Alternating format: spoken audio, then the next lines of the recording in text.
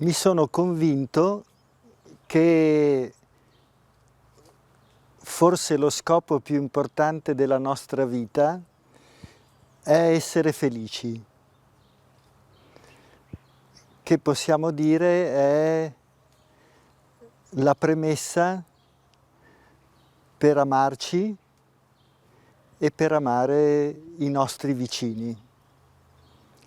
Allora per me oggi è una bellissima giornata perché sono molto felice di avervi conosciuto nell'ultima ora, di avervi incontrato e di poter parlare con voi e farvi le domande che mi vengono spontaneamente dal cuore, partendo da quella che è la mia esperienza, le mie necessità rispetto al vostro libro. Io come editore cerco di divulgare e questo per me vuol dire cercare di esprimermi come posso farmi capire da un dodicenne, che è il futuro dell'umanità. Quindi vi chiedo nel rispondermi di rispondere a me, ma anche al dodicenne. Se un dodicenne prende in mano il vostro libro e legge psicogenealogia, la traduzione italiana di psicogenealogia, dice: che cos'è la psicogenealogia? Voi cosa gli rispondete? La psychogénéalogie, c'est comment l'âme, psyché, va agir sur les gènes, épigénétiquement. Et donc comment tout ce que les ancêtres au-dessus de nous ont vécu a eu une influence sur les gènes qu'ils nous ont transmis quand ils nous ont conçus et quand on a vécu avec eux. Et moi, je dirais, c'est un outil. Et vivre sur Terre, pour beaucoup de monde, c'est pas facile. Quelle que soit la situation dans laquelle il vit. S'il est dans un pays en guerre, bien sûr, c'est pas facile. S'il est dans un pays de luxe, ce n'est pas facile non plus. Tous les humains ont des épreuves là où ils sont pour ressentir le bien-être. Il y a toujours quelque chose qui pousse à la porte et qui nous rend malheureux, qui nous donne la sensation de ne pas être capable, de ne pas être à notre place, de ne pas y arriver, d'avoir une mauvaise image de soi, de répéter avec courage des situations en espérant toujours du meilleur et en ne l'obtenant pas, que ce soit dans la famille, dans le couple ou dans le professionnel. Et cet outil, c'est un outil pour moi qui permet aux personnes de comprendre, de voir dans les coulisses ce qui se passe, qui font, qui sont en train de vivre ça. Et ça leur donne une voie, une direction pour avoir du courage, de la foi, de la détermination, s'ouvrir à du meilleur et tout d'un coup se dire que la vie c'est beau. C'est quitter la survie pour aller vers la vie. C'est pour moi un outil extrêmement important pour toutes les personnes qui sont désespérées sur Terre.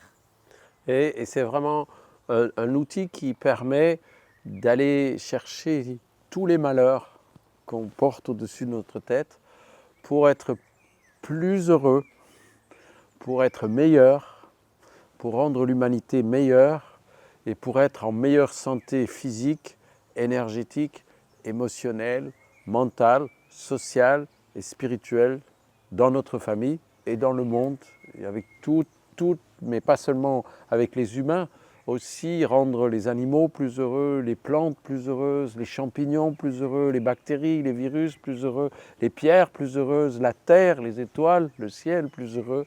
En étant de plus en plus heureux, et c'est pour ça que c'est de l'alchimie, de la chimie de Dieu, on peut transmuter, contribuer à la transmutation de ce monde qui est très lourd, très plomb, pour faire de l'or.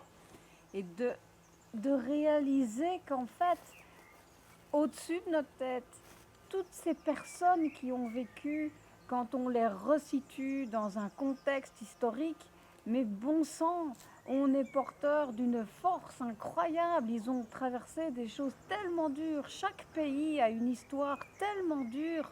Et ils ont traversé, et ils ont su avoir encore envie de se reproduire, de faire des enfants, de faire de leur mieux. Mais quand on prend conscience de ça, on se dit mais on est riche, on est fort, et on va nous aussi à notre niveau, avec les défis qui sont les nôtres, dans cette génération-ci et dans ce siècle-ci, faire face. On va faire face et on va trouver des solutions pour aller de l'avant en se reconnectant à toute la richesse de toutes les sciences contemporaines qui nous montrent combien c'est tellement vrai qu'on est des poussières d'étoiles. On a des preuves scientifiques maintenant qui nous disent que c'est vrai, que c'est pas de la poésie et qu'on est de la lumière. C'est pas New Age. C'est vrai, c'est scientifique, c'est terre à terre. Et que du coup, on a des ressources incroyables à l'intérieur de nous qu'on peut modéliser. On peut unir tellement de sciences aujourd'hui ensemble pour faire de cette psychogénéalogie quelque chose d'incarné qui du coup devient un réel moteur puisqu'on a tout ça en nous. Sapete, noi ci troviamo alla periferia di una città. Qui accanto c'è il centro yoga che abbiamo creato e 50 metri più in là c'è l'orto di agricoltura rigenerativa che è appena nato. Ma se guardiamo queste immagini, l'unica cosa che si può vedere è un bellissimo posto in mezzo alla natura. Dico questo perché quello che io ho imparato è che la vita è il bene più prezioso e che la vita felice è il nostro destino e che dobbiamo amarci e aiutarci perché sia il destino di tutti. Quindi a me viene da chiedervi che cos'è l'albero genealogico? Abbiamo tentato di dire che cos'è la biogenealogia, ma che cos'è l'albero genealogico e che cosa succede se qualcuno come me ha conosciuto una sola nonna e non sa nulla della storia della sua famiglia. In che modo può essere aiutato? Alors, l'arbre généalogique, c'est comme un fractal. C'est en miniature toute l'histoire du grand arbre de la vie. Depuis Dieu, le chaos, avec le Big Bang, toute la lumière, les sons, toutes les ondes, les énergies qui vont se manifester sous forme de règne astral, de règne minéral sur Terre, de règne mycélial, micro-mycobactérioviral, mycélial, végétal, animal. Et on est passé à travers tout ça. On a la mémoire de tout ça. On est tout ça. C'est tous nos ancêtres. Et même si à l'extérieur, on ne connaît pas administrativement, on ne sait pas qui est notre père, on ne sait pas qui est notre mère, parce qu'on a été abandonné ou parce qu'il y a eu des disputes.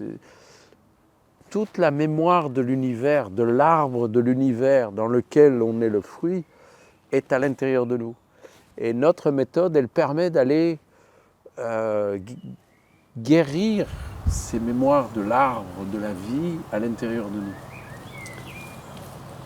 Alors j'imagine que tu viens en consultation chez moi et que je réponds à ta problématique.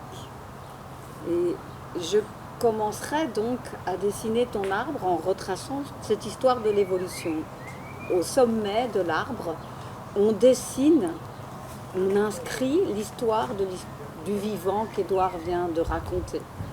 Et donc déjà, je te raconterai cette histoire de l'évolution, puis la Terre apparaîtrait, et puis je te montrerai qu'il y a eu plein de générations d'humains, et que tu ne les connais pas, mais que tu fais déjà partie de tout ça. Et puis je dirais que tu connais ta nonna, et je te ferai dessiner ta nonna, et toi. Et ça, c'est déjà ton histoire, et c'est déjà une très belle histoire. Et puis je te dirais, mais en fait, tu le sais que tu as eu des parents, parce que tu n'es pas arrivé ici tout seul. Donc même si tu ne les as pas connus, on va les dessiner. Et est-ce que tu connais le nom de ton papa et le nom de ta maman? Ta nonna, elle a sûrement te dire comment ta maman elle s'appelait et comment ton papa il s'appelait. Donc tu me diras sûrement, voilà. Puis je te demanderai si tu as eu des frères et des sœurs. Et puis si tu en as eu, on les dessinera. Et puis je te dirai, mais est-ce que... Ah, mais il y a eu ton grand-père aussi, ta nonna, elle a eu un grand-père, elle a eu un mari, comment il s'appelait? Alors on va le dessiner. C'est pas parce que les gens ils sont pas là qu'ils sont pas là. C'est pas parce qu'on les a pas connus qu'on n'est pas en contact avec eux. Parfois on est bien plus en contact avec les gens qui sont partis qu'avec les gens qui sont là. Et je te dirais, mais qui es-tu pour que tu ne connaisses que ça? Est-ce que tu as été empreint d'un lien très fort à l'invisible? Et est-ce que c'est peut-être pas pour ça que tu cherches à incarner plus de joie, plus de bonheur sur Terre? Quel est le lien entre ces parents qui sont pas là? Est-ce que tu y as pensé, pas pensé? Comment tu as tissé des liens avec l'invisible? Et quelle est la place de l'invisible dans ta vie? Et donc c'est peut-être très bien fait qu'ils n'aient pas été là, parce que toi tu as quelque chose à faire avec l'invisible. Donc, et puis avec les corps qui ne sont pas là. Peut-être que c'est pour ça que tu as créé une maison du yoga, pour pouvoir sentir le corps et l'incarnation de l'esprit dans le corps. Et puis, je sais que tu as des enfants. Ça, je sais, parce que tu m'en as parlé. Alors, je te dirais, tiens, on va mettre ta femme et on va mettre tes enfants. Et je vais te dire, mais c'est incroyable, tu as déjà transformé ce qui s'est passé au-dessus de ta tête. Tu l'as transformé et c'est là. Et je te dirais, tiens, c'est étonnant, tes enfants, ils travaillent avec toi. Tu veux vraiment rester ensemble. Et surtout, libère-toi de peut-être cette souffrance que tu n'as pas été ensemble au-dessus pour qu'il n'y ait pas d'emprisonnement en dessous. Et tu es un véritable Harry Potter. Tu as la même histoire qu'Harry Potter. Tu as des parents invisibles, mais tu as eu plein de personnes qui t'ont aidé à faire le magnifique projet que tu as réalisé et qui est l'œuvre de ta vie et qui continue avec tes enfants et qui continuera avec tes petits-enfants. Physiques, biologiques et tous ceux qui ne sont pas physiques, qui sont tes enfants, tes petits-enfants et tes arrière-petits-enfants spirituels. Et on pourra mettre sur ton arbre généalogique ce que tu as créé. Et que tu puisses te rendre compte que tu as créé tout ça parce qu'il y avait cette histoire douloureuse au-dessous. Mais que tu as eu la capacité de résilience. Et que, à ce titre, on va amplifier cette prise de conscience pour que tu l'incarnes encore plus et que tu la rayonnes encore plus et que ce que tu fais puisse avoir encore plus de rayonnement. Et ce que j'aime beaucoup dans Harry Potter, c'est qu'à un moment donné, il est triste, il n'a pas connu ses parents ont été tués juste après sa naissance. Et à un moment donné, il arrive devant le miroir magique. Et quand il est devant le miroir magique, il peut voir dans le miroir magique ses parents qui sont derrière lui, qui ont toujours été derrière lui et qui se sont sacrifiés pour que ils survivent à la mort et qu'ils puissent accomplir la mission extraordinaire qui est la sienne. On oublie souvent ça en psychogénéalogie, combien tout est bien fait. Et c'est ça, on a peur de mourir, de la dématérialisation. Mais si on regarde avec beaucoup plus de recul, 10 milliards d'années de la création et puis l'humanité qui est là, on croit parfois qu'un événement est extrêmement dramatique et affreux et horrible, et c'est vrai que ça fait mal au cœur, mais c'est un moteur pour nous faire construire quelque chose. Et c'est que amour, c'est bien fait. Et c'est pour ça qu'on adore les séries sur Netflix. S'il n'y avait pas tous ces rebondissements, toute cette transformation, toute cette compréhension de ce qui se passe dans une saison a comme influence sur l'autre saison de la série, on ne regarderait pas les séries. Chaque être humain a une vie magnifique. Quand on comprend les tenants et les aboutissants de ce qui se passe dans leur vie, de la douleur dont ils viennent parler en cabinet et comment on va éclairer cette douleur avec l'histoire de l'art, la personne elle ressort et elle se dit « Oh, mais j'ai une histoire ». Et sa lumière va pouvoir jaillir. Une des personnes qu'on aime beaucoup, c'est un des plus grands médiums brésiliens qui s'appelle Chico Xavier. Et Chico Xavier, il a perdu sa maman, il a beaucoup souffert parce que sa maman lui a beaucoup manqué et il a eu une belle-mère qui n'était pas très sympathique. En devenant médium, il parlait avec sa maman, il voyait sa maman qui était derrière lui, qui était là et qui lui disait « Mais tout ça, tu vas voir, ça va te servir à l'œuvre que tu dois accomplir ». Et après, quand il est devenu adulte et médium, il pouvait communiquer avec tous les enfants morts et dire aux parents pourquoi ils étaient morts et le sens que ça avait dans leur vie et pour l'humanité qu'ils soient morts et qu'ils n'étaient pas morts pour rien. Et que quand les parents meurent, ils ne meurent pas pour rien, que tout est bien fait, et en français un bienfait c'est un cadeau, mais il y a des cadeaux qui ne sont pas toujours faciles à comprendre ou à vivre, c'est dur de perdre ses parents, ou de perdre ses enfants, ou de perdre son conjoint, mais justement quand on remet ça dans la perspective de l'arbre, on peut voir le bienfait pour notre chemin d'âme. Et tu parles de bonheur, de bien-être. Et il y a des drames qui sont vraiment difficiles à pardonner dans un arbre. Je suis tout à fait d'accord, il y a des choses horribles qui se passent dans un arbre. Et c'est un énorme défi qui nous est demandé, de pouvoir réussir à aimer, à pardonner, à dire merci. Mais on ne peut arriver à ce merci que si on arrive à comprendre ce que ça nous a aidé à créer, à transformer dans nos vies. Alors à ce moment-là, il y a un vrai merci qui arrive. Mais il y a une phrase que j'adore qui est « Quand il n'y a pas d'ennemi à l'extérieur, il n'y a plus de haine à l'intérieur. Ou s'il y a de la haine à l'intérieur, il y a des ennemis à l'extérieur. » Et c'est souffrant et ça finit par nous rendre tous malades. Et ça finit par faire des choses horribles qu'on ne veut pas. Et l'arbre psychogénéalogique permet d'aller alchimiser tout ça, comprendre tout ça pour libérer tout ça et être plus proche de l'amour et rayonner l'amour et le bien-être. Surtout avec ceux qu'on aime et ceux qu'on ne connaît pas. Parce que être en souffrance avec ceux qu'on connaît et qui sont autour de nous, ça fait plaisir à personne. Quand on accompagne des personnes jusque dans la mort, nous on fait vraiment ce chemin, nous on reste à leur côté jusqu'au bout, on n'est pas dans quelque chose de schizophrénique, on va jusqu'au bout. Les personnes qui sont sur leur lit de mort, elles souffrent de ne pas se sentir bien avec leur famille proche, elles souffrent de ne pas se sentir bien avec leur famille plus élargie.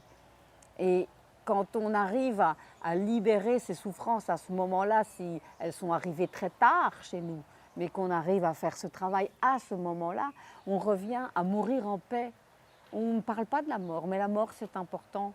Comment est-ce qu'on peut mourir en paix? Là aussi, à ce moment-là, c'est intéressant de pouvoir réunir toute la famille et pouvoir aider à ce moment qui est important pour la personne qui part, mais pour ceux qui sont autour, pour qu'on revienne à vraiment une sagesse de vie. Et le meilleur pour mourir en paix, en amour, en joie et en unité avec sa famille et le monde, c'est d'apprendre à vivre en paix, en joie, en amour et en unité tout de suite. Et à ce moment-là, on peut rayonner ça pour toutes les créatures qui nous entourent, à la gloire de Dieu. Ou de l'univers. Parce qu'en fait, là de nouveau, rien que sur le mot Dieu, on voit toute la psychogénéalogie, le conditionnement, toutes les horreurs qui se sont passées, comment on a manipulé les guerres de religion et tout ça, qui sont encore très conflictuelles aujourd'hui, et comment on est tous conditionnés à même parfois plus oser dire le mot Dieu. Parce que mon Dieu, c'est connoté. Et si on demande à ChatGPT, donne-moi les noms qui sont donnés à Dieu. Mais on en a plus de 200. Mais c'est qu'une énergie, c'est qu'une force qui est en chacun de nous. Et c'est déjà se rappeler ça et de se dire, mon Dieu, comme je suis conditionnée par rapport à ce mot-là. Mais être conditionné par rapport à ce mot-là, si on n'est pas capable de mettre sur ce mot-là l'univers ou la force ou quelque chose de plus grand, on est déconnecté. On n'est pas dans la vie, on est dans la survie. On n'est pas avec l'énergie en nous, à l'extérieur de nous. Et on ne voit pas qu'on est tous frères et sœurs, qu'on a une lumière tous à l'intérieur de nous. La psychogénéalogie, elle vient mettre des choses comme ça en évidence. De pouvoir voir tout ce que notre mental rejette, là où on devient rigide, où on ferme, comment ça vient nous parler de souffrances qui sont arrivées à nos ancêtres, et on est un petit Pinocchio, on est mené par le bout du nez. Donc pour devenir libre, il faut apprendre à vraiment se connaître. Connais-toi toi-même et tu connaîtras l'univers et les dieux. Nelle risposte che avete dato, in qualche modo avete collegato la psicobiogenealogia anche alla situazione di coppia. Siccome le mie relazioni di coppia non sono mai state molto facili, che cosa può aiutare la biopsicogenealogia alle coppie? Che cosa può insegnare o aiutare? Alors, le couple, c'est un outil alchimique. C'est quelque chose de difficile, comme l'alchimie. C'est deux arbres généalogiques au-dessus de la tête de l'homme et de la femme pour faire descendre la vie. Et donc, il y a une résonance entre l'arbre de l'homme et l'arbre de la femme. Et il y a des gens qui disent « nous, on ne va pas se marier ». Parce que quand on se marie, il y a quelque chose qui commence à travailler entre les deux arbres dans l'inconscient. Et puis, aujourd'hui, il y a beaucoup d'hommes et de femmes qui ont eu des partenaires avant de se marier, mais qui n'ont pas fait le deuil de ces hommes et de ces femmes avant de faire une union. Et donc, quand ils se marient, il y a toutes ces mémoires traumatiques qui sont là entre l'homme et la femme et qui vont commencer, ce sont tous des arbres qui viennent se rajouter entre l'arbre de la femme et l'arbre de l'homme. Et nous, ce qu'on fait, on met tous les partenaires qu'on a eus avant de se marier. Et mieux que se marier, en français, il y a une différence entre se marier, on va à la mairie, on va à la maison communale, hein, on écrit dans le livre qu'on est marié pour la loi, mais il y a les épousailles. Et les Hébreux disent quelque chose de très beau sur les épousailles, qui n'est pas la même chose que se marier. En hébreu, la mariée se dit Bat. Et Bat, c'est une petite fille. Et quand il y a les épousailles, il faut que le père de la mariée donne la main de sa fille. Et si le père de la femme donne la main de sa fille, Dieu donne le yod. Et le yod, c'est la semence de Dieu, c'est la 10e lettre de l'alphabet hébraïque. Et quand la femme reçoit le yod, la petite fille reçoit le yod, elle devient baït, qui veut dire l'épouse. Et donc, la différence entre bat et baït, entre le mariage et les épousailles, c'est qu'il y a une énergie supplémentaire qui descend dans un couple quand il y a des véritables épousailles alchimiques, divines, où il y a cette force qui descend. Et il y a évidemment tous les obstacles de tous les partenaires qu'on a eu avant qui nous ont préparés, qui nous ont initiés, qui nous ont fait travailler pour arriver à ce couple alchimique. Et pour répondre à ta question, si tu étais avec moi en consultation, je te dirais, eh bien, on va commencer à dessiner ton itinéraire amoureux. Quelle est la première petite fille ou petit garçon dont tu as été amoureux? Et on va commencer à tout dessiner, depuis tes premiers sentiments amoureux, ton premier baiser, on va tout dessiner, toutes les femmes. Et on va raconter l'histoire qui s'est passée avec toutes ces femmes. Et tu vas pouvoir commencer à voir les répétitions. Tu vas pouvoir commencer à réaliser aussi que tu as évolué, que tu as changé et que tu ne te comporterais peut-être plus de cette façon-là. Mais plus ça va s'écrire, plus tout d'un coup tu vas dire basta. Ça suffit maintenant d'être, si on est clair avec au-dessus, et qu'on commence à comprendre, parce que ta nonne, elle a parlé, elle a raconté des histoires.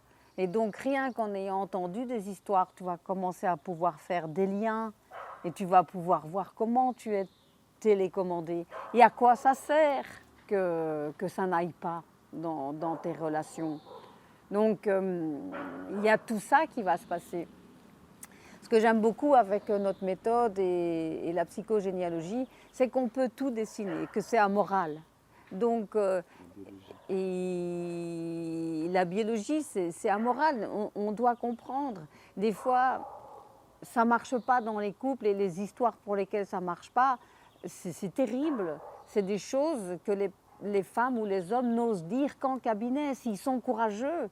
S'ils sont courageux de venir dire quels sont leurs troubles sentimentaux, leurs troubles sexuels. Et de pouvoir réaliser que tout ça, c'est téléguidé. Et combien aussi la société vient manipuler tout ça.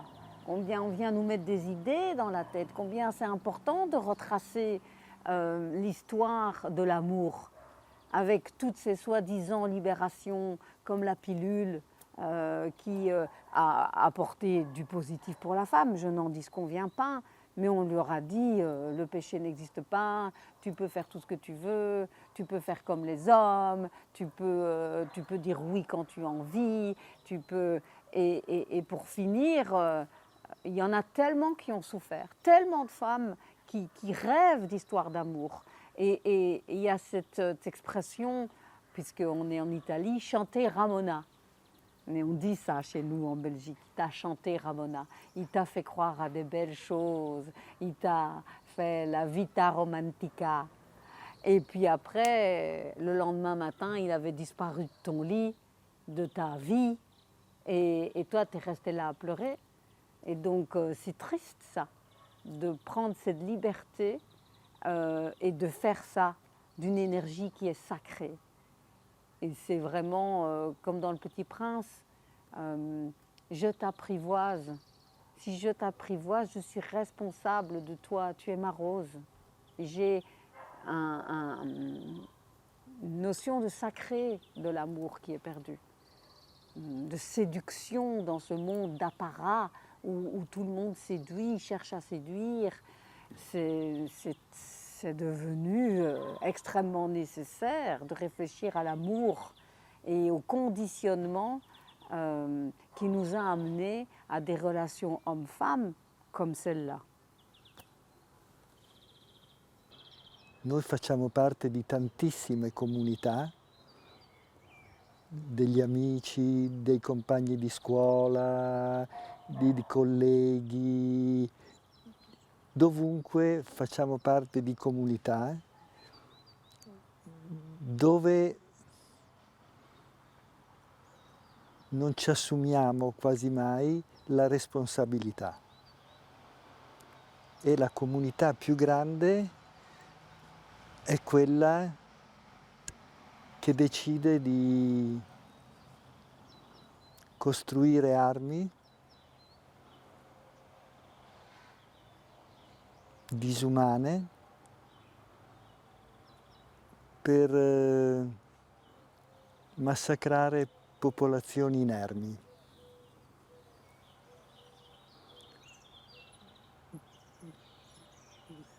Come si possono vedere queste cose in maniera amorale, ma responsabile? Perché io credo che dietro il modo in cui si abortisce non ci sia responsabilità. Il modo in cui si vuole eliminare il malato non ci sia responsabilità, e dietro il modo in cui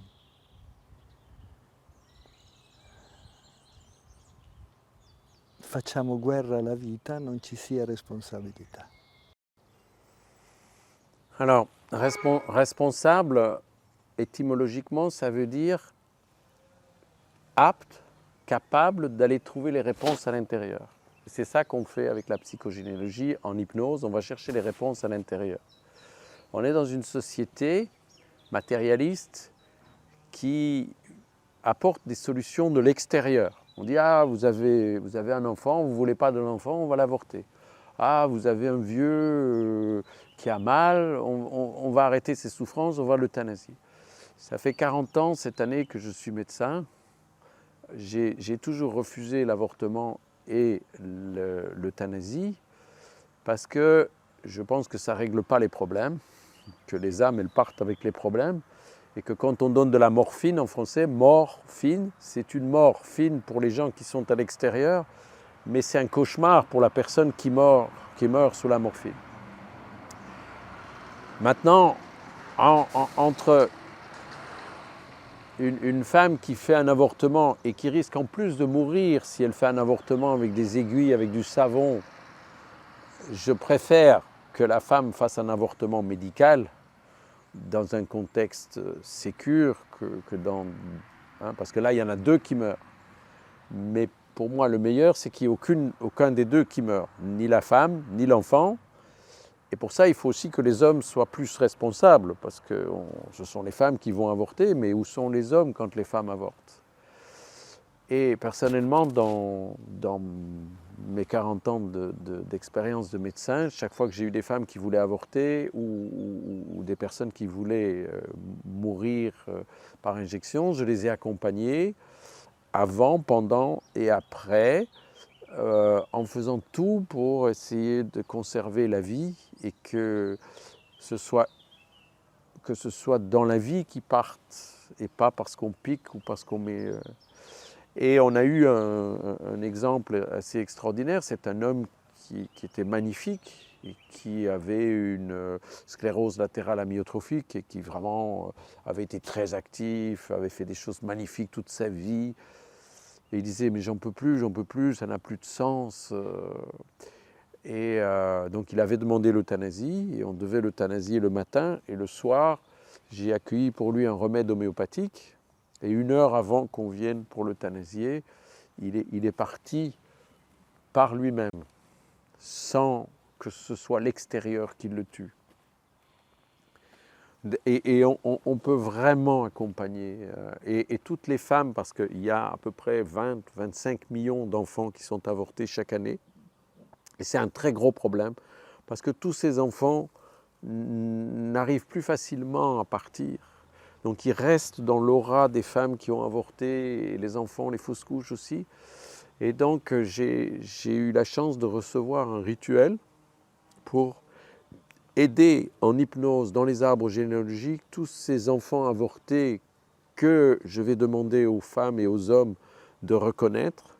Donc ils vont devoir sentir si c'est un petit garçon ou une petite fille, ils vont devoir accueillir le prénom et le nom.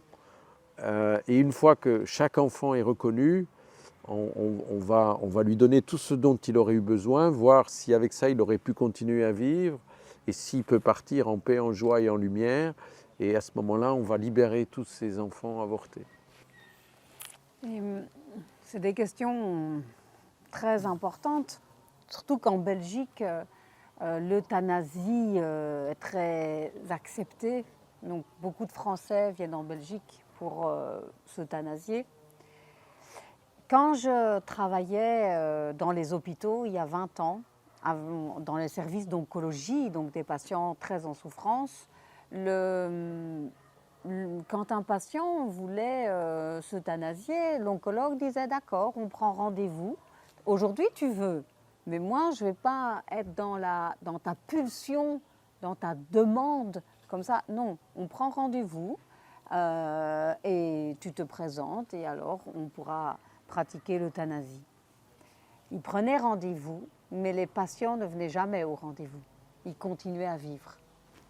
On est 20 ans plus tard et aujourd'hui en Belgique, il y a de plus en plus d'euthanasie. Les gens demandent à s'euthanasier avec des maladies graves, des situations graves. Et ils se filment, ils se mettent sur Instagram. Il y a de la publicité indirecte qui est faite pour dire aux gens, si vous en avez plus envie, vous pouvez. Il y a des jeunes qui sont même pas malades et qui veulent dire c'est tout, j'en ai marre, j'arrête, je veux l'euthanasie. Donc il y a une réelle réflexion à avoir par rapport à ça, de comment on nous amène à ça, finalement. Il y a un conditionnement qui nous amène à... C'est quoi la vie? C'est plus rien la vie. Quand on voit comment on traite les animaux dans les fermes industrielles, quand on voit comment on traite les plantes, les moissonneuses-batteuses qui vont arriver, qui vont tout tuer comme ça d'un coup, la vie c'est quoi encore? Et on en revient à l'avortement, et là on fait croire aussi des choses. On a été travailler en Russie et là on leur a fait croire que nous, en France ou en Belgique, on incarnait la vie du marquis de Sade. Donc on avait une libération sexuelle pas possible. Et donc, dans leur art généalogique, elles ont osé montrer toute leur vie sexuelle. On disait, mais vous avez tout ça? Et elles disaient, mais c'est comme chez vous. Ah, je dis non, chez nous, d'abord on n'oserait pas le montrer. Donc merci, chères sœurs de l'Est, de nous montrer ce que nous cachons et que nous avons à révéler par rapport à cette liberté sexuelle, de montrer, il y a des personnes qui, dans un art généalogique, vont faire l'amour une fois, et quand je vais dire aux femmes, marque tous les hommes avec qui tu as fait l'amour une seule fois, ah mais je me souviens même plus des noms, ah ben tu te souviens des lieux, moi des points d'interrogation, et regarde ce à quoi le conditionnement de la société t'a amené. Et donc, en fait, ces femmes, l'avortement pour ces femmes des pays de l'Est était gratuit. Donc, et elles ont fait plein d'avortements, environ 25 avortements par femme. Parce qu'en fait, les femmes, elles avaient compris que quand elles étaient enceintes et qu'elles avortaient, elles avaient un boost hormonal et qu'elles avaient une belle peau. Et là-bas, dans les pays de l'Est, une femme à 30 ans, elle est considérée comme vieille et elle est lâchée. Mais là-bas, il n'y a pas de sécurité sociale pour protéger la femme avec ses enfants. Il n'y a rien. L'homme y part et elle reste là. Et si elle reste là peut-être avec des filles et des garçons. Et comment elle regarde son petit garçon quand il devient un homme? Et comment elle le regarde quand il va devenir père? Toute cette souffrance qui est reproduite et reproduite. et comment on est conditionné par ça et comment on est conditionné dans chaque pays à aller avorter. On nous dit c'est rien, c'est qu'une petite crevette. Mais il n'y a pas une femme qui va à l'hôpital heureuse d'aller avorter. Elle sait très bien que ce n'est pas une crevette. Elle sait très bien que ce n'est pas rigolo de faire ça. Et quand on va travailler dans l'arbre en hypnose, les femmes qui disent non, c'était rien, et là on fait le travail de deuil. Parce qu'elles sont obligées de se mentir. Mais émotionnellement, le corps, il ne ment pas. Elles ne se disent pas « je vais au cinéma ce soir ». Non, elles vont à l'hôpital pour poser un acte qui n'est pas rigolo du tout. Et parfois, dans le temps, dans les hôpitaux, on les faisait souffrir pour qu'elles ne recommencent plus. Maintenant, on fait pire. On leur donne, en tout cas en Belgique et en France, on leur donne une pilule pour qu'elles fassent ça toutes seules à la maison. Et on leur dit que c'est pas grave, c'est rien. Certaines, elles vont voir tout le sang qui vont couler entre leurs jambes. C'est rien ça. Elles sont traumatisées. Après, on doit les prendre en consultation pour gérer cette souffrance d'avoir fait ça toute seule à la maison ou accompagnée ou en cachette. On revient à des processus du temps passé. Et qu'est-ce que ça va donner ensuite? Est-ce qu'elles vont savoir avoir à nouveau un enfant quand elles auront vu tout ça, toute cette souffrance? Donc voilà, c'est des grands thèmes où de nouveau la psychogénéalogie montre qu'on peut aider, qu'on peut comprendre, qu'on peut alchimiser, qu'on peut transformer. Mais surtout, ouvrons les yeux et réalisons comment parfois ce soi-disant progrès est promotionné comme une publicité et tue la vie. Božja lubov razrešava всичките problèmes. L'amour de Dieu résout tous les problèmes. C'est la phrase de Peter Dunhoff qu'on nous a appris et qu'on a gardé dans notre cœur. Alors, comment j'ai rencontré? J'ai entendu parler de son élève, le maître Mikhaël Omram Ivanov.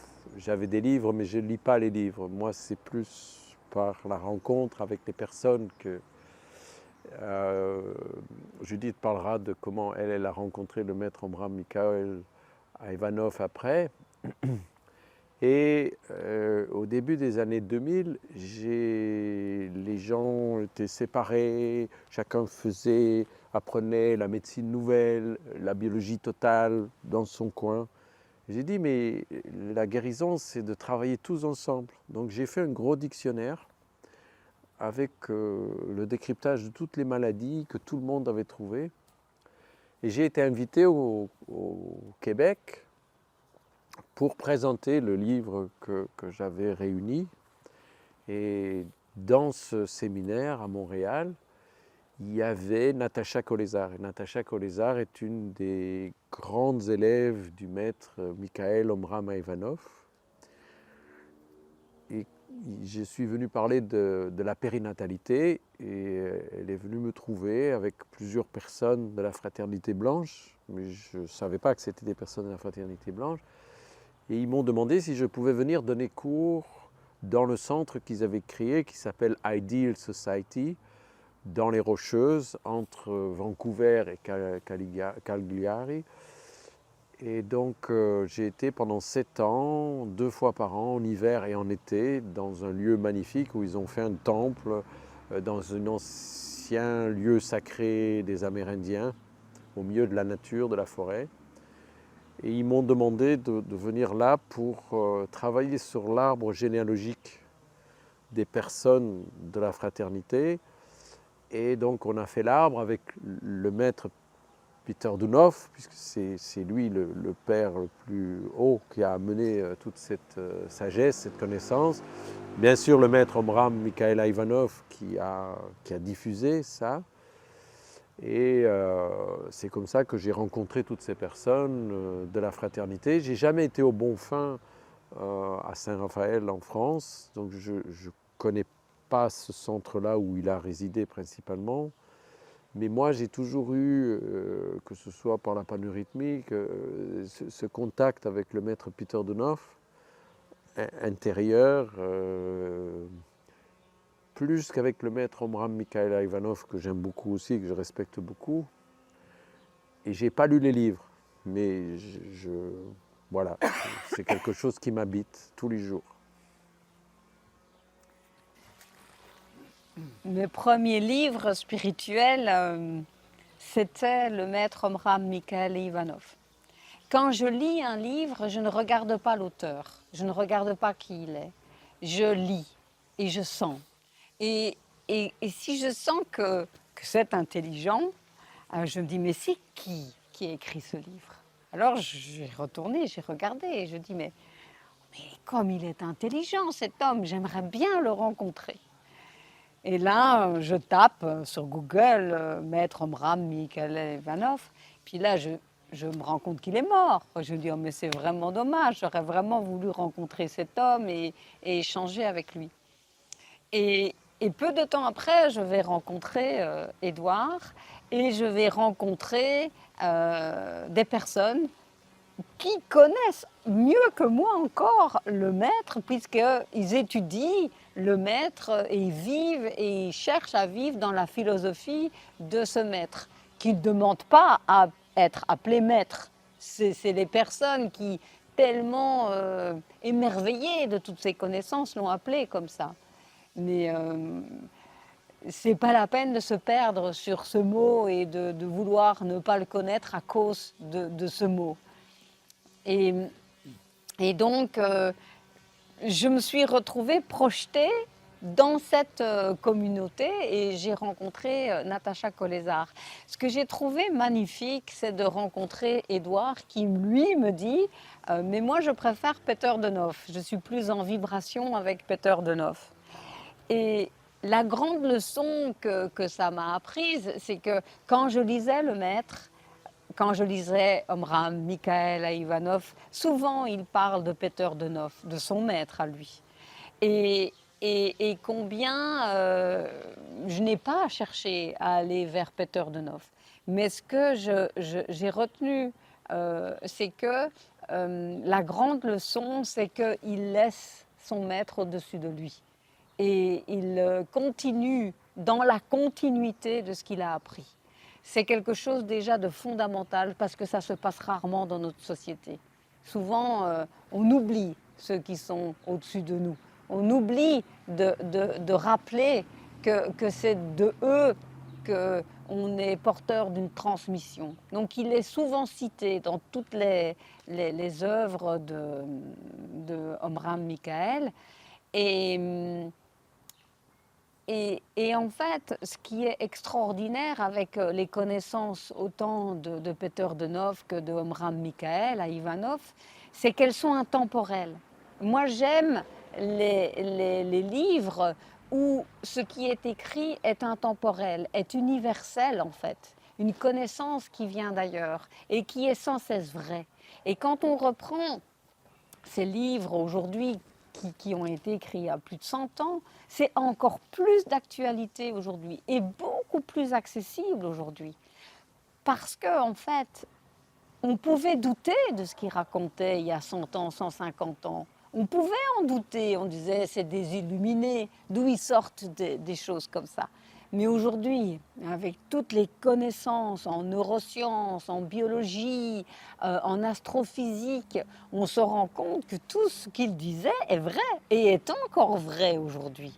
Ça, c'est phénoménal de pouvoir lire quelque chose qui a une vibration spéciale, qui donne à ce qui a été découvert de manière mécanique et scientifique, terre à terre, une vibration spéciale. Et c'est cette vibration que j'aime contacter, cette capacité en fait de reliance. Quand on lit des livres de maîtres comme Peter de Noof ou Omram Mikhaël, on apprend à ressentir comment ils ont pu se connecter pour recevoir toute cette connaissance. Ça, c'est énorme parce que c'est transmis avec le livre. Et donc, de pouvoir incarner leur savoir, c'est juste géant. D'ailleurs, cette année, dans mes cours de Light Sensitive Dance, je prends des propositions de ces 2 mètres et j'aide les gens à les ressentir dans leur corps. Et là, ils se rendent compte encore plus par eux-mêmes qu'ils n'ont pas besoin de toutes les connaissances scientifiques et autres pour sentir que ce qu'ils avaient dit il y a 150 ans est totalement vrai et est encore dans le corps de chacun. C'est extraordinaire de se rendre compte de ça. Quando me ne hai parlato, io adesso non mi ricordo chi dei due, che quando qualcheduno viene da voi per una visita, diciamo, eh, ti accorgi che fanno parte della fratellanza bianca? Puoi spiegarcelo brevemente? Alors moi, en ce qui me concerne, j'ai une capacité de voir certaines choses. Et je peux voir cette lumière blanche qui se dégage autour de la personne et qui me fait dire que nous sommes frères et sœurs, que nous avons un point commun d'amour, qui est cette connaissance et cette connaissance, ce désir d'incarner cette connaissance et que nous œuvrons à incarner cette connaissance. Et quand on œuvre à incarner cette connaissance, il y a une lumière qui commence à se dégager de nous. Et même si je ne suis pas inscrite officiellement dans le Bon Fin, quand je rencontre des frères et sœurs du Bon Fin ou de Ideal Society, ils me reconnaissent aussi. Parce que le premier livre que j'ai cherché à incarner, à étudier, ça a été les 50 règles d'or du maître Mikhaël Omram Ivanov. Et j'ai cherché à l'étudier par cœur, à incarner ces 50 règles d'or-là. J'étais jeune maman à l'époque et j'avais envie d'avoir un code de conduite qui pourrait être exemplaire pour mes enfants. Et j'ai choisi celui-là. Et j'étudiais par cœur et j'essayais d'incarner. Et quand ils m'ont vu, ils m'ont reconnu, hein, cette lumière blanche autour de moi. Et c'est quelque chose de magique. Parce que quand je rencontre des personnes qui viennent me voir en consultation ou en dehors, en conférence ou ailleurs, je vois la lumière. Alors, je leur parle un peu et je leur demande, tiens, tu aimes la spiritualité, tu as des maîtres, tu as des références, tu connais cette personne. Et ce qui est magique, c'est quand la personne me dit, oui, je la connais. Et tout d'un coup, notre aura s'agrandit parce qu'on est tellement content de se retrouver et de s'entendre déjà là-dessus. Et de réaliser en fait qu'on ne rêve pas, que c'est réel, que c'est bien là.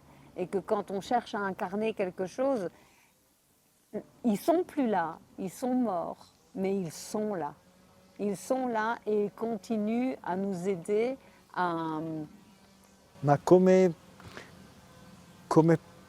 possiamo, come puoi dire che non è una setta? Déjà parce qu'ils ouvrent leurs portes. Les centres sont ouverts, de plus en plus ouverts. Et qu'à un certain moment, quand les portes du Bon Fin se sont fermées, je ne connais pas toute l'histoire du Bon Fin, mais je sais que c'est parce qu'ils étaient attaqués. Et donc, on a aussi voulu faire croire des choses d'eux qui n'étaient pas. Et par peur, on avait peur d'eux. Et là, de plus en plus, les portes s'ouvrent, de plus en plus, on se rend compte, grâce à toutes ces nouveautés, que ce qu'ils disaient, c'était vrai. Et donc, du coup, en fait, c'est beaucoup plus facile d'accéder à toute cette connaissance aujourd'hui. de s'y ouvrir aujourd'hui. Et de réaliser, quand on connaît toutes ces personnes, qu'elles ont un point commun avec d'innombrables autres personnes et qui cherchent à créer des changements dans le monde. Et quand on lit le maître et qu'on cherche à appliquer ce qu'il dit, il nous demande de nous unir.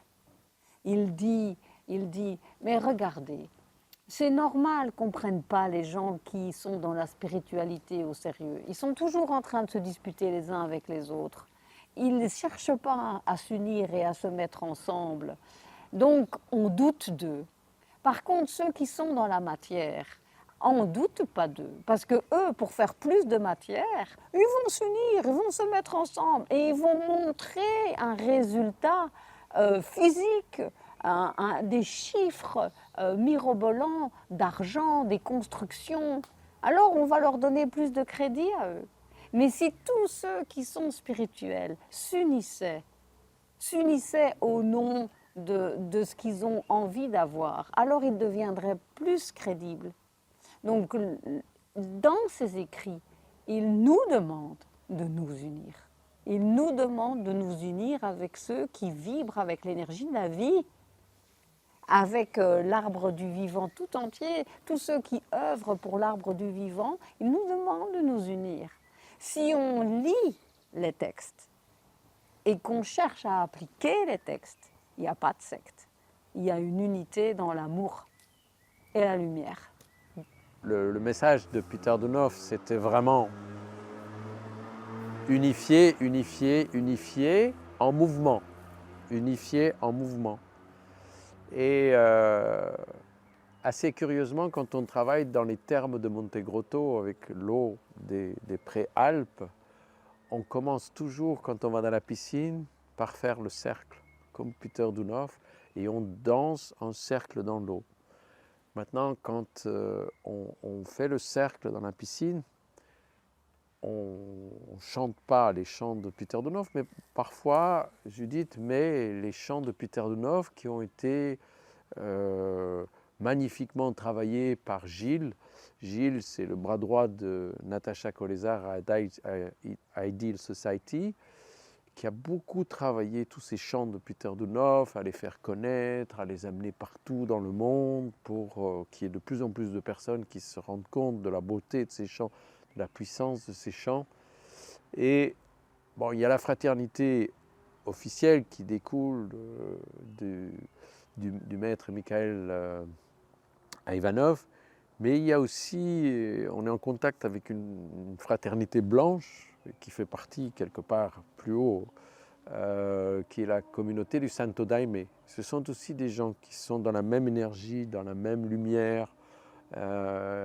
Et donc, les gens qui sont dans cette démarche d'unité, d'amour, de lumière, il y a quelque chose qui transfigure, qui transparaît, qui fait qu'on se reconnaît et qu'on va les uns vers les autres et qu'on s'aide les uns vers les autres et qu'il y a urgence d'œuvrer ensemble. Et l'arbre généalogique, comme on le fait, qu'on peut aussi appeler la métagénéalogie, elle permet d'aller plus haut dans la généalogie que juste la généalogie génétique. On peut aller dans la généalogie épigénétique. Et donc, sur nos arbres, on va mettre les maîtres. On va mettre Peter Donhoff, on va mettre Mikhail Ivanov, parce qu'ils font partie de nos arbres. De notre génétique, et du coup, se le rappeler, ça colore l'arbre d'une autre façon. Et quand nous œuvrons dans les termes de Montegrotto avec cette eau qui vient de la terre-mère, qui est chauffée par la terre-mère et qui a des vertus vivantes, quand je mets la musique sous l'eau, parce que j'œuvre avec de la musique à l'extérieur, mais de la musique sous l'eau, il y a des musiques qui ne sont pas acceptées du tout. L'eau ne la veut pas dans sa piscine, dans ses molécules. Il y a d'autres musiques que je vais mettre, c'est plaisant, c'est agréable, elle accepte, c'est agréable, c'est beau, c'est gai, on se berce. Et puis, il y a des musiques qu'on met et la musique et l'eau font un. On a l'impression que c'est l'eau qui chante. Et là, on sait qu'on est sur une vibration de la vie. Et quand ce sont des personnes qui arrivent par leur voix ou par leur manière de jouer à être dans cette vibration de la vie, ça fait un dans la piscine l'eau et cette musique font un. Et donc quand je mets cette musique que ces personnes d'Ideal Society cherchent à communiquer, comment ils œuvrent pour incarner tout ce que Peter de Noof a dit de la musique et du chant, et comment ils œuvrent là-dessus. Quand on les met dans l'eau de Montegrotto, on sent que c'est vrai. On sent que ces gens, ils cherchent vraiment à aller dans cette direction-là. Et quand on est en plus sur d'autres musiques, il faisait le lien avec le Santo Daime, il y a des personnes qui reçoivent en plus des textes canalisés qu'ils vont mettre en voix et ils vont être capables de sentir la canalisation. Je pense que c'est aussi pour ça qu'ils se reconnaissent, puisque les deux maîtres canalisaient, et nous donnaient des textes qui sont prouvés aujourd'hui. Quand ces personnes canalisent les chansons qui vont être chantées en Santo Daime, comme Zé Ricardo, et qu'on met ces musiques sous l'eau, de nouveau on a cette même sensation que l'eau et la musique cette harmonie cosmique ne font qu'un. Il y a cette harmonie cosmique, cette harmonie de vie. Et si on pouvait déjà tous s'unir comme il demande de nous unir par rapport à cette harmonie cosmique, les spirituels seraient plus crédibles. Et tous les deux maîtres, Peter de Noof et Omraam Mikhaël-Ivanov, demandent justement qu'on spiritualise notre matière, c'est-à-dire qu'on retrouve notre lumière. Pas à croire que la lumière vient d'en haut et descend en nous, mais qu'elle est à l'intérieur de nous et la sentir en nous, la sentir dans chacun de nos cellules et de sentir dans notre corps tout ce qui, dans notre corps, nous permet de capter cette lumière. Même pas aller vers les chakras dont tout le monde parle, mais rien que nos yeux, notre capacité à capter la lumière, notre capacité à voir le noir de nos pupilles s'agrandir et de nous rendre compte que dans un œil, on peut tomber dans l'infini, de sentir de voir que nos mains ont des rayons, que nos orteils ont des rayons. Il s'amuse à nous montrer partout dans notre corps, de manière très concrète et terre à terre, toute notre capacité à capter cette lumière et à la rayonner. Pas pour séduire, pas pour faire de l'ombre à d'autres, mais pour naturellement être dans une transparence.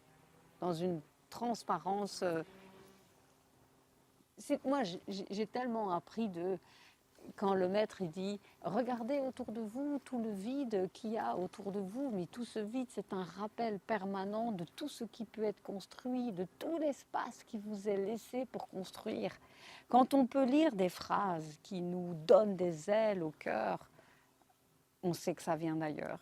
Et ces deux-là, peu importe ce qu'on peut dire d'eux, que ce soit des sectes, moi, peu importe, je sais que quand je lis des connaissances qui déploient les ailes de mon cœur, qui font venir les étoiles dans mes yeux et qui me donnent envie de créer du meilleur, peu importe ce que les gens disent sur eux. Moi, je sais que c'est bon pour moi. Voilà.